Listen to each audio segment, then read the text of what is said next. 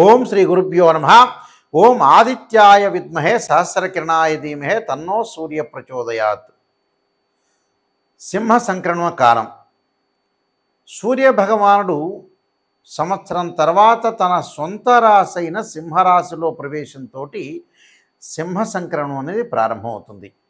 August 16వ తారీఖున నుండి September 16వ తారీఖు వరకు కూడా సూర్య భగవానుడు సింహరాశిలో ఉండటం వల్ల ద్వాదశ రాశుల వాళ్ళకి ఏ విధంగా ఫలితం ఉండబోతుంది.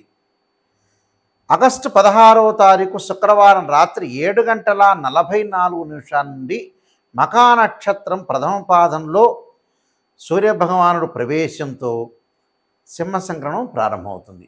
మళ్ళీ తిరిగి సెప్టెంబర్ 16వ తారీఖు సోమవారం రాత్రి 7:42 ఉత్తరా నక్షత్ర రెండవ పాద ప్రవేశంతో సింహ సంక్రమణం అనేది పూర్తి అవుతుంది. అంటే ఆగస్టు 16వ తారీఖు నుంచి సెప్టెంబర్ 16వ తారీఖు వరకు కూడా సూర్య భగవానుడు సింహరాశిలో సంచారం చేస్తుంటాడు.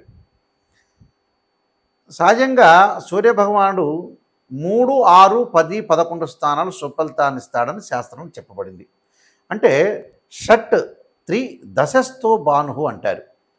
అంటే 3, 6, 10, 11 స్థానాలు సుఫలితాన్ని ఇస్తాడు. సూర్య భగవానుడు రాజకీయము, కీర్తి, కోపము, ఆవేశము, ఆరోగ్యము, ఉద్యోగము, నేత్ర సంబంధమైన వ్యాధులు, పితృకారకుడు సూర్య భగవానుడు, శరీర సౌఖ్యము, శిరోవ్యాధులు, ఉష్ణము, మనోవిచారము, రాజభయము, అదృష్టము, అపజయాలన్నింటినీ కూడా కలగచేసేవాడే సూర్యుడు. అంటే మెడికల్ సంబంధించిన విషయాల్లో కానీ, ఆరోగ్య విషయంలో కానీ, ప్రమాదాలు కానీ ఇవన్నీ కూడా తెలియచేసేవాడు గ్రహము. గ్రహాలకు రారాజు సూర్య భగవానుడు. అంటే అదృష్టాన్ని తీసుకొచ్చే గ్రహం కూడా సూర్య భగవానుడే. అందువల్లే పాత రోజుల్లో మన అస్తాముద్రికం చూసేటప్పుడు సన్లైన్ ఉంది అని ఆలోచన చేస్తుంది. అంటే సూర్యరేఖ అదృష్టాన్ని ఇచ్చేవాడు ఎవరు అంటే సూర్యుడు. అంటే ఉద్యోగ భద్రత, నిరుద్యోగులకు ఉద్యోగాలు రావటం ఇవన్నీ కూడా మనకు సూర్య భగవానుడు వల్లనే అవుతుంది. ఈ సూర్య భగవానుడు అన్ని రాశులకు ఏ విధంగా ఉందో ఒక్కసారి మనం పరిశీలన చేద్దాం. సింహరాశి వాళ్ళకి జన్మంలో రవి సంచారం వల్ల ఆత్మవిశ్వాసం పెరగటము, ధనలాభం, పనిలో అధికారుల నుండి మద్దతు, ఆరోగ్యపరంగా కొంత ఇబ్బందులు, అధికారుల యొక్క మద్దతు లభిస్తుంది. పిల్లల జీవితంలో సంతోషం పెరగటం, పిల్లల విషయంలో అంటే సంతానం ద్వారా శుభవార్తలు వినటమే కాదు, ఆ సంతానాన్ని చూసి కూడా మా అబ్బాయి బాగా చదువుతున్నారు, మా అమ్మాయి బాగా చదువుతుంది, మా అబ్బాయి పెళ్ళిళ్ళు అవుతున్నాయి, వాళ్ళకి మంచి ఉద్యోగాలు వచ్చినాయని తల్లిదండ్రులు సంతోషించే సమయం. విదేశాలకు వెళ్ళే వారికి కూడా ఇది సరైన సమయంగా చెప్పుకుంటాం మనం. అంటే మీరు విదేశాలకు ప్రయత్నం చేయండి, ప్రయత్నం చేస్తే తప్పకుండా మీకు అవుతుంది. విదేశాల్లో ఉన్న వ్యక్తులకి ఉద్యోగాలు వస్తాయి, ఆ దేశం యొక్క పౌరసత్వం కూడా వస్తుంది. సంచార యోగం వల్ల అనారోగ్యం, ప్రయాణాలు ఎక్కువగా చేస్తుంటారు ఈ సింహ సంక్రమణ కాలంలో. ఈ ప్రయాణాలు చేయటం వల్ల కూడా అనారోగ్యం వస్తుంది వీళ్ళకి. ఆరోగ్యాన్ని కాపాడుకోవాలి. అతిగా ప్రయాణం అనేది చేయొద్దండి. ప్రయాణాల్లో ప్రమాదాలు జరిగే అవకాశం, దానితో పాటు స్నేహితులతో, బంధువులతో విరోధాలు లేకుండా వాళ్ళతో ఉండండి. ఏది కూడా విరోధభావాలు, ఆవేశము, కోపము తగ్గించుకోవడం చాలా మంచిది. సమయానికి భోజనం చేయండి. లేకపోతే గ్యాస్ట్రిక్ సంబంధించిన సమస్యలు రావటం, వైరము, స్థానచలనం జరుగుతుంటుంది. అంటే ఉద్యోగంలో ప్రమోషన్లు వస్తుంది, స్థానచలనం చేస్తారు, అక్కడ కొత్త వ్యక్తులతో కొంత విరోధ భావాలు కలుగుతాయి. విరోధ భావాలు రాకుండా మీరు కాపాడుకోండి. బంధుమిత్రులతోటి కూడా కలహాలు వస్తుంటాయి. ఎవరైతే రిలేటివ్స్ ఉంటారో వాళ్ళతో డిస్ప్యూట్స్ రాకుండా కాపాడుకోండి. ఎంతకీ మన డిస్ప్యూట్స్ రాకూడదు. అంటే జీవితాంతం కూడా అందరి యొక్క మనిషిగా బతకాలి, అందరితోటి వెళ్ళాలి, అందరి విషయాలను కూడా మనం గౌరవించి ముందుకు వెళ్ళాలి. ఉద్యోగంలో ఇబ్బందులు రాకుండా కాపాడుకోండి.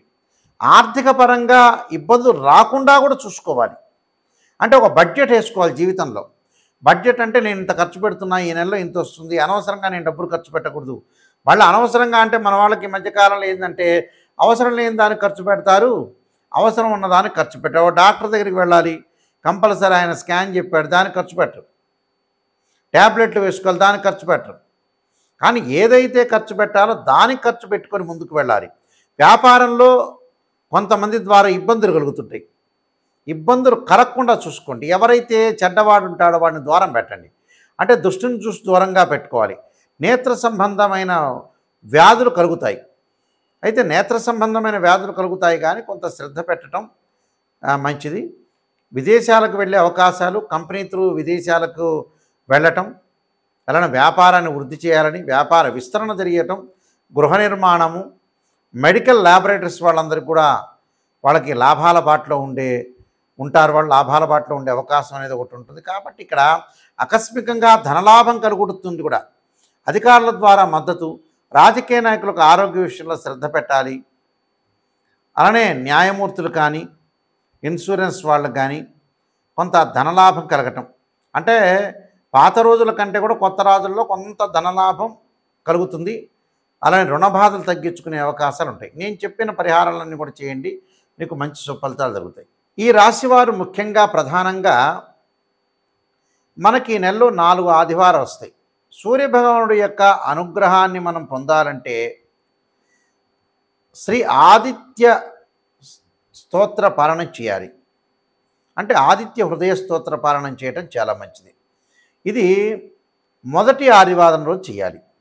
సూర్యుడు ఉదయించిన తర్వాతే చేయాలి. చాలామంది కూడా ప్రాతకాలం చేస్తూ ఉంటారు. అంటే బ్రాహ్మీ ముహూర్తంలో కానీ సాయంకాలం వేళ కానీ చేస్తుంటారు. అలా చేయకూడదు. ఆదిత్య హృదయ స్తోత్ర పారాయణాన్ని ఎప్పుడు కూడా సూర్యుడు ఉదయించిన తర్వాత, సూర్యుడు అప్పుడు లేలేత కిరణాలతో ఉంటాడు కాబట్టి సూర్యుడికి అర్ఘ్యం విడవటం కానీ, అలానే ఆదిత్య స్తోత్ర పారాయణం చేయడం చాలా మంచిది. ఈ రాశి వాళ్ళు మొట్టమొదటి వారంలో ఆదివారం రోజున ఈ స్తోత్ర పారాయణం చేయాలి. రెండో ఆదివారం చక్కగా ఏం చేయాలి అని అంటే సూర్యగాయత్రి మంత్రాన్ని చదువుకోవాలి.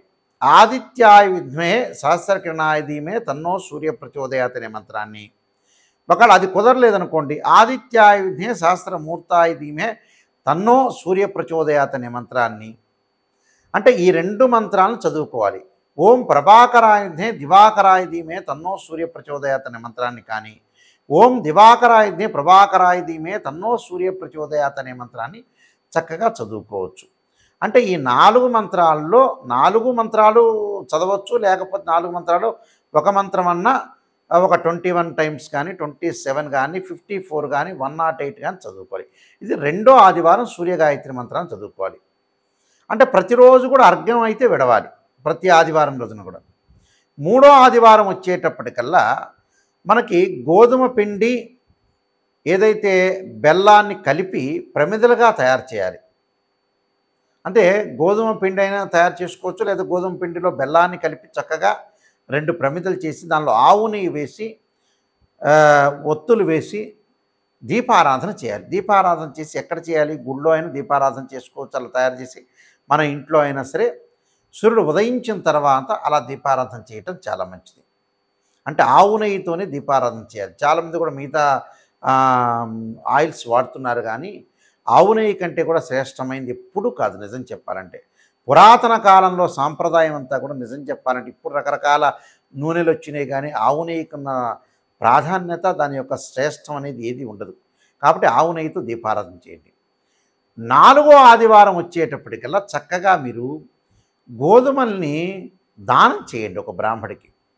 ఒకవేళ అది కుదరలేదనుకోండి, గోధుమలు నానబెట్టి ఆవుకు పెట్టండి. ఇది మీరు చేయాల్సింది విషయం. ఇంకా విశేషంగా మీరు చేయదలుచుకున్నారనుకోండి, గోధుమ రవ్వతోటి ఏదన్నా సరే ప్రసాదం చేసి ఒక దేవాలయంలో ప్రధాన అర్చకులకు ఇవ్వండి. ఇస్తే వారు ఏం చేస్తారంటే చక్కగా అందరికీ కూడా గోధుమ రవ్వతో నైవేద్యాన్ని భక్తులందరికీ కూడా పంచే అవకాశాలు ఎక్కువగా ఉంటాయి. కాబట్టి వాళ్ళందరూ కూడా పంచుతారు. కాబట్టి తప్పకుండా మీరు గోధుమ రవ్వతో శుచిగా శుభ్రంగా ఇంటిలో శుభ్రంగా స్నానం చేసి ప్రసాదాన్ని దానిలో జీడిపప్పు, అలానే ద్రాక్ష, అంటే కొంత సువాసనలు వెదజల్లేటట్టుగా చేసుకొని చక్కగా ప్రసాదాన్ని చేసుకొని, చక్కగా ఒక ఇత్తడి గిన్నెలో చేసుకొని, చక్కగా స్టీల్ గిన్నె కాకుండా చేసుకున్న తర్వాత అది దేవాలయంలోకి వెళ్ళి ఇవ్వండి. ప్రధాన అర్చకులు గారు ఉంటారు కదా, వారికి ఇచ్చేస్తే వారు నైవేద్యం పెడతారు. అది వెంకటేశ్వర స్వామి దేవాలయంలో అయినా, శివాలయంలో అయినా, ఆంజనేయ స్వామి దేవాలయం ఎక్కడైనా సరే, అమ్మవారి టెంపుల్లో అయినా సరే, గణపతి దేవాలయంలో అయినా సరే, ఇలా పెట్టిన తర్వాత వాళ్ళు ఏదైతే ధూపదీప నైవేద్యాలు చేసేటప్పుడు చక్కగా ప్రసాదం పెట్టిన తర్వాత అక్కడ ఆయన హారతి ఇచ్చిన తర్వాత ఆ ప్రసాదాన్ని అందరికి కూడా వితరణ చేస్తుంటారు, అందరికి కూడా పంచిపెడుతుంటారు.